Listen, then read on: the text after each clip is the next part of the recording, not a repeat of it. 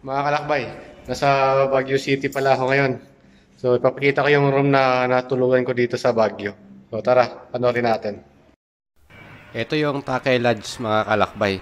So, dito, malawak naman yung parking. Meron dito sa ground parking nila. So, di ka mahirapan pag pumurada ka. So, ito yung labas ng Takay Lodge, mga kalakbay. Oh. Yan.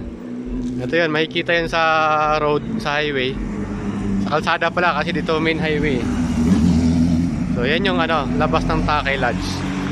Drive-in hotel to, pero napakaganda ng na to, ng lodge na to. Hindi siya talagang ordinary na drive-in hotel lang. At saka syempre sa Baguio tayo, naghahanap tayo ng mura. So dito tayo. Maganda naman siya. Tsaka sulit kahit medyo high price. Alam mo naman yung Baguio City, mataas talaga yung presyo. Pero ito na kasi yung pinakamura na nakita ko. Ito, pasokin natin yung room 309. So, pagbukas pala natin ng pinto, may doorknob yan. Yun agad ang bubungat sa atin mga kalakbay. Napakalaking kwarto. Nga lang, pansin nyo naman yung ilaw is medyo madilim, no? So, ganun talaga. Parang dim light lang kasi dito. Maliliit lang. So, tapos, ayan nakikita natin yung napakalaking kama. Queen size bed po yan. Tapos, malawak talaga yung room nila mga kalakbay. Oh. Pansin nyo. Oh. Napakalawak. Actually, kung pwede nga lang dito matulog sa papag. Dahil ito third floor kasi ito kasi 309. Kahit na 10 tao pwede rito eh. Kung allowed nila magdala lang kayo ng bedsheet. Pero good for two lang kasi ito talaga. Yung kama nila, ang laki oh. Yan, may flat screen TV na rin yan. At saka maraming drawers. Yan, tapos napakalaki nung salamin nila mga kalakbay oh. Kitang-kita yung kagwapuan ko rito. Ay, sorry, hindi pala tayo gwapo. Tapos may yan, may cabinet din sila rito. Oh, may plug pa doon Yan, tapos may tables naman sila. May 2 chair.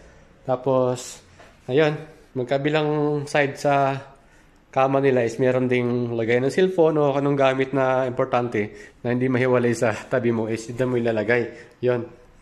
Siyempre, di mawala yung pag-check natin sa comfort room nila mga kalakbay. Yun, no? Ang laki din ng comfort room nila. Talagang akala mo na sa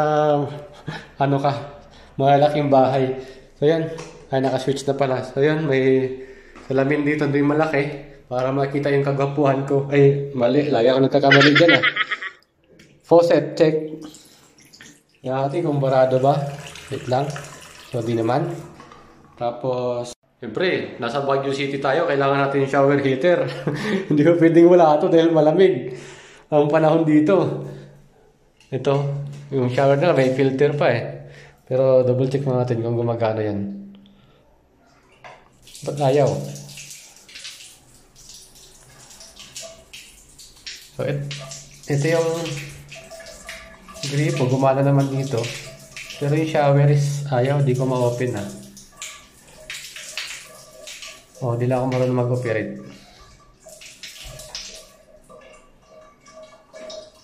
Kasi dapat sa shower nakasalalay dito yung yung hot water So ngayon, kung walang shower, ayun. So yun, napagana natin mga kalakbay. Medyo mahina lang pala yung tubig dito. So yan, uminit na. So goods, check na rin yan. Tapos, check na rin natin yung bowl. Wow, ayan. Malinis yung bowl nila mga kalakbay. Siyempre, double check natin kung may flash ba. Yun. So goods yung CR nila. Meron sila ditong intercom. Double check natin kung nagana. Ayun, meron. So pwede naman pala. So di natin mahirapan.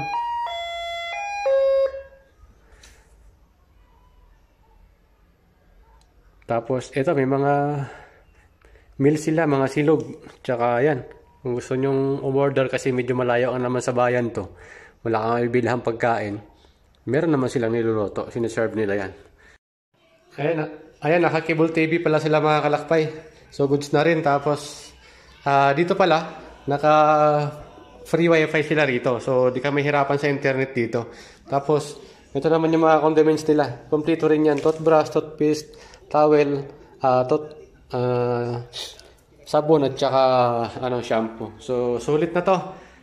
Kung gusto niyo malaman mga kalakbay yung rate dito is lapag lang kayo ng comment, magtanong lang kayo at para maipalipad ko sa inyo yung magkano yung rate dito sa Takay Lodge ng Baguio City.